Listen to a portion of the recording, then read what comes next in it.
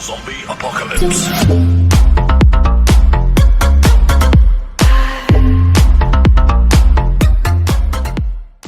So bali nakita lang kasi ni Sir yung ano natin, yung mga video natin kaya na-satisfy siya magpagawa, iiwan na sa atin yung motor, yon. So sabi ko, Sir, medyo matagal-tagal ka akong gawin yan, hindi kaya ng one day build yan. Hindi namin ginagawa yan kasi importante sa amin dyan pagpipiting ng kaha. Nakita nyo yan, bulok na yung pinakaano niya. Tsaka sa mismong loob, di pa natin nababaklas eh.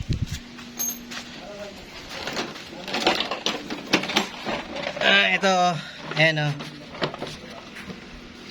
Yan, kita nyo. Bulok na bulok siya. Hanggang doon sa kabila. Yan. Re-referent. May dumating na naman sa ating re-referent chassis na Honda Click. Yan. Ayan, kita nyo. Bulok na naman po siya. Yan naman re-refer natin. Panibago na naman. Baway, tingnan nyo. Nawala na sa ating kaha. Oh.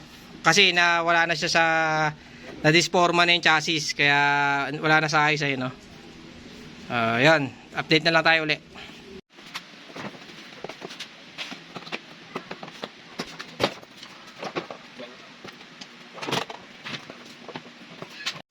So yan, yun yung pinakasira. Yan, nakita nyo.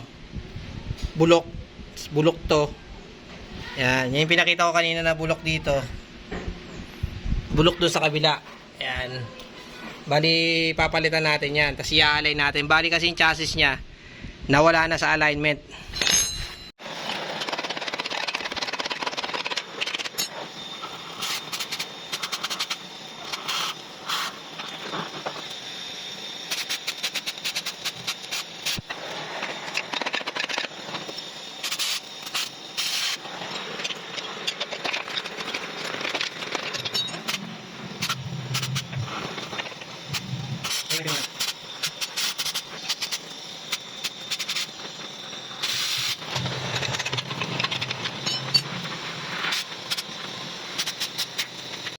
Yan, so bali yan, natanggal na yung pinaka dati mga bulok. Ito yung mga pinagtanggalan.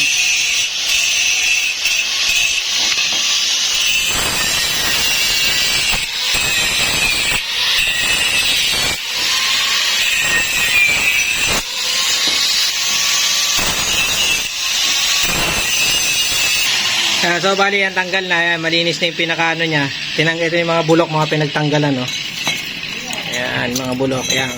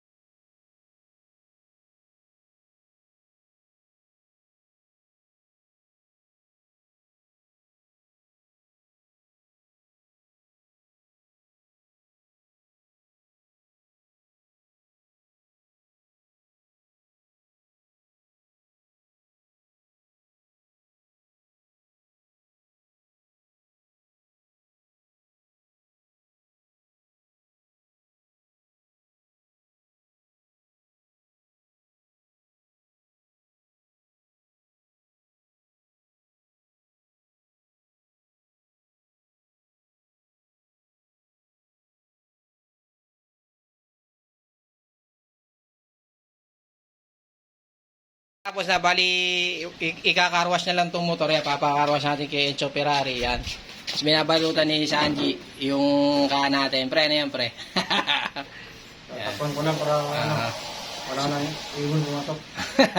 Yan, ito na yung chassis na ni-repair. Bali, iwawashingin muna para maganda. Ganun ginagawa kasi namin dito pagkatapos gawit. Iwawashing muna yung mga yung motor para maganda yung kapit ng pintura natin. Yan. Yan, ito pa. Yung re-repair rin. Ito sa inyo isang gagawin. So, bali, kakarwash muna. Balik tayo maya-maya. Ang kilos, huwag ka na tubig.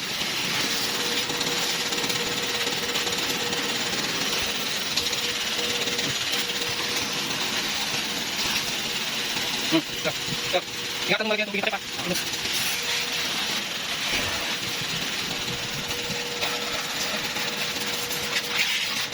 Harapan.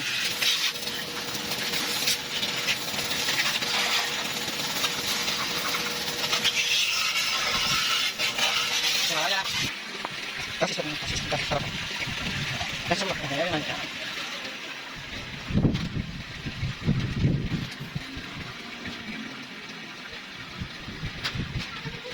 Kaya kasot. Kaya may sa video makita yan. Ay, mamaya puta.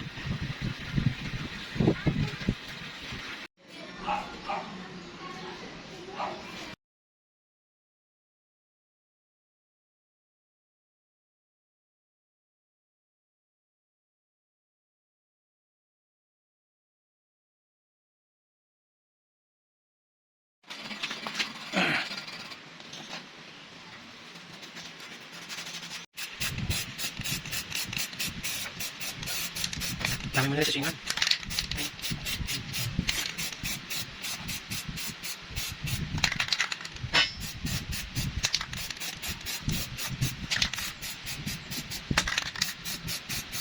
Ay, parang ako rito. Sabayan ko lang.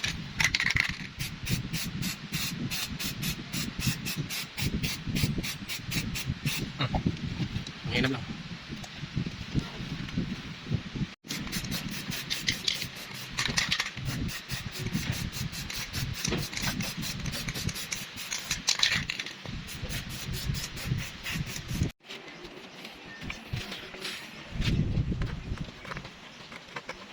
Galing.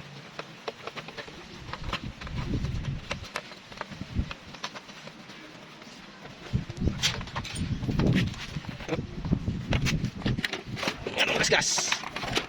Angat mo, para makita yung nangat mo. Yan. Bilaan.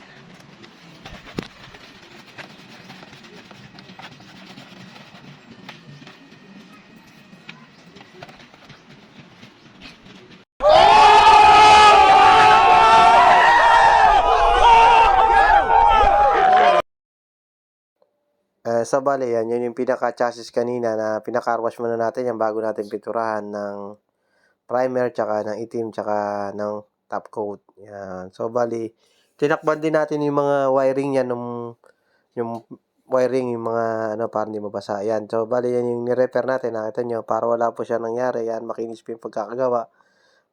Ganito po kami gumawa dito sa shop na maayos po yung gawa natin. Na talagang pipilit natin maging pulido.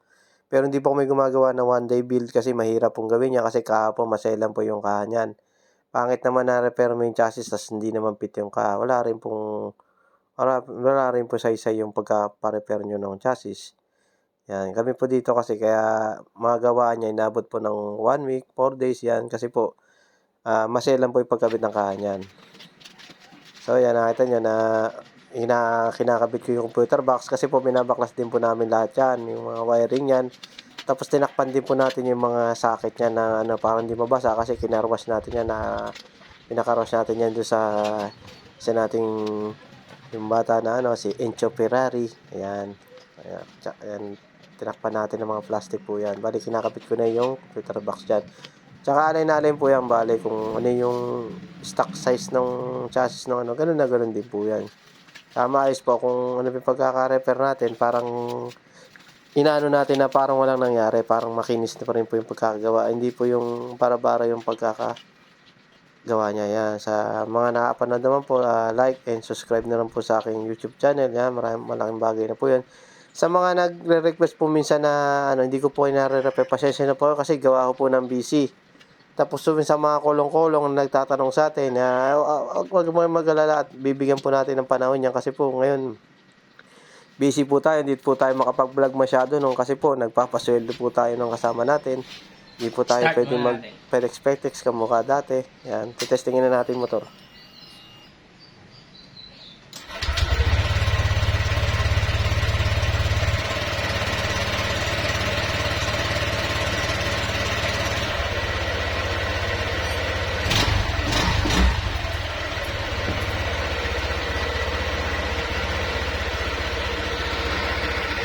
So ayan, nakabit na natin yung pinaka computer box yan. Tapos itong pinaka mga wiring niya. Tapos battery, okay na, nakita nyo, tinesting natin kanina. Yan. Nakita nyo, napakikinis yung gawa natin, chassis. So ayan, mamaya na lang. So, bali yan yung ginawa natin na chassis. Nakita nyo naman po, fit na fit po yung kaha. Kaysa kanina na nakita nyo na yung kaha hindi nakaline. Yung bali, nakaline po yung kaha natin yan. Ganyan po kami mag-refer dito na yung fit din po yung bearings natin kasi kasi pangit po pag hindi po fit. Yan, nakita nyo para pong stock na stock din yung pagkakagawa. Kasi pangit naman po pag na-repair natin chassis tapos hindi naman fit ang kaha. Kasi po matrabaho po talaga yan. Kaya po sinasabi ko sa inyo, hindi po kaya ng one day build yan. Hindi mo gumagawa ng one day build. Kasi po, makukompromiso yung pagkakabit ng kaha. Ayan, nakita nyo, pantay na pantay po yan. Yan po yung kanina yung mga buka-buka na nawala, na-disalign yung chassis dahil niya sa nabulok. Nasaldak na lang daw, sabi ni sir. Bigla na siya nagulat, bigla daw tumiklop. Yan. Nakita nyo naman po yung trabaho natin dito. Mais po, kasi po ang gawaan po namin yan, 1 week to 4 days po. Hindi po natin kayang gawin ng 1 day lang yan. Kasi depende po sa sira. Kasi po kung magpapagawa kayo sa 1 day lang, wala rin, madodouble gastos kayo. Wala rin sa yung repair, tas hindi maganda. Ayan, sa amin po, pagka tinanggal yung kahit pa paano po, maganda pong tingnan yung chassis niya. Hindi naman po masyadong balbon na balbon yung gawa natin dito. Ayan, maayos pa natin yung fit na fit po yung mga kaha natin. Yan. Yan, nakita nyo. Yan, pero pinakikita kasi para kitang-kita nyo na wala po siyang mga buka-buka. Yan. Na fit yung pinakaka natin. Yan, sa mga nakapanood naman po ay subscribe naman po sa aming YouTube channel. Tsaka like and share na rin po. Malaking bagay na po sa atin yun. Sa mga nagtatanong po minsan, pasensya na po kayo. Hindi ko po kayo kaagad-agad yung mga request natin. Hayaan nyo po gagawin natin yan. Nakita nyo sa likod, pantay din po yan. Tsaka sa harap. And okay na po yan. And nakita nyo kung ano yung play ng gulong. Kasi po yung gulong yan, yung pag nakasenta saan, medyo mababa po kasi yung center saan kasi gawa ng humaba yung shock. Ayan. Tinesting ko po yan. Tingnan nyo. Pero, Pero, kukunin yung motor, nahintay lang. Okay na. Sabi sir. Ayan, pinagawa rin chassis, pipick up na yan. Sir, salamat ha. Thank you po. Thank you, sir. Kita mo na lang sa video.